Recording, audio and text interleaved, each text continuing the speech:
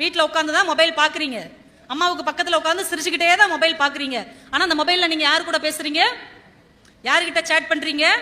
யாருக்கு நீங்கள் அடிமையாக இருக்கிறீங்க? யாருக்கும் தெரியாது. வாழ்க்கையில் தன்னை நம்பி இருக்கிற தலைவிக்காக உயிரையே கொடுக்கணும்னு இந்த மண்ணில் வேலு நாச்சியார் கீழே இருந்திருக்கிறாங்க. ஆனால் நம்ம நம்பி இருக்கிற அம்மா அப்பாவுக்கு நம்ம உண்மையாக இருக்கிறோமா? பொம்பளை பிள்ளைங்க தான் சொல்லணும், ஆம்பளை பிள்ளைங்க தான் சொல்லணும். இந்த மொபைல் ஃபோனில் நீங்கள் பாடம் மட்டுமா பார்க்குறீங்க, படம் மட்டுமா பார்க்குறீங்க, தேவையில்லாத தொடர்புகளோடும் நீங்கள் வாழ்ந்து கொண்டு இருக்கிறீர்கள். தயவு செய்து நம்முடைய அப்பத்தா வேலு நாச்சியார் என்பது உண்மையாக இருந்தால் தேவையில்லாத யாரோடும் இந்த மொபைல் போனில் நீங்கள் தொடர்பில் இருக்காதீர்கள். அதான் நீங்க உங்க அம்மா அப்பாவை உண்மையிலேயே நேசிப்பதற்கு அடையாளம். இந்த கொரோனா வர்றதுக்கு ஒரு வாரம் முன்னாடிங்க ஒரு பொண்ணு 12th படிக்கிற பொண்ணு மும்பையில் இருக்குது. அம்மா டாக்டர், அப்பா பெரிய காலேஜ் ப்ரொஃபசர், ஒரே ஒரு பொம்பளை பிள்ளை தான். அவங்க 2 பேரும் வேலைக்குன்னு போயிடுறாங்களா. அவளுக்கு இப்போ தான் ஃபேஸ்புக் வாட்ஸ்அப்லாம் யாரோ அறிமுகப்படுத்தி விடுறாங்க. அந்த பிள்ளை யாரோ ஒரு இளைஞன் கூட பேசிக்கிட்டே இருக்குது. அந்த பையன் நீ சாப்பிட்டியா, உனக்கு காய்ச்சல் எடுக்குதா, நீ நல்லா இருக்கியான்னு ஒரே மெசேஜ் பண்ணுறான்.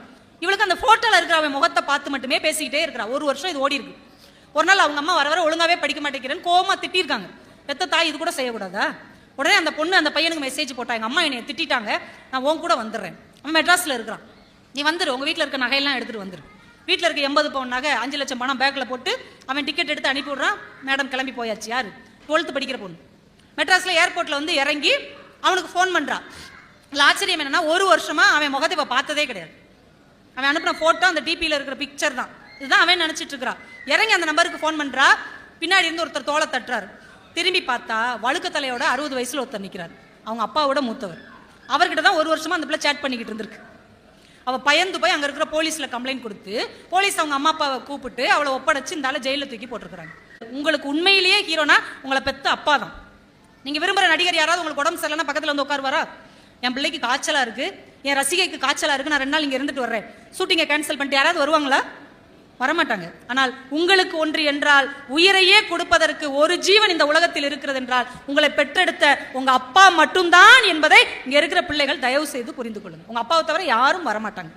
உங்க அப்பாவை தவிர உங்களுக்காக ஆதரவு கொடுக்கக்கூடிய ஒரு ஆண்மகன் இந்த உலகத்தில் யாரும் கிடையாது. அதனால ஹீரோ அப்படின்னா உங்க சொந்த ஹீரோ உங்க அப்பா தான். உங்களுக்கு சொந்த ஹீரோயின் யாருன்னா கீர்த்தி சுரேஷோ நயன்தாராவோ கிடையாது. அன்னைக்கு ஒருத்தர் சொல்றாரு, இப்பதான் மனசுக்கு நிம்மதியா இருக்கு. ஏங்கன்னு, ஒரு வழியா நயன்தாராவுக்கு கல்யாணம் ஆயிடுச்சு அப்படிங்கிறார். பெத்த பிள்ளைக்கு கல்யாணம் ஆனா கூட இவ்வளவு சந்தோஷப்பட மாட்டார் போல.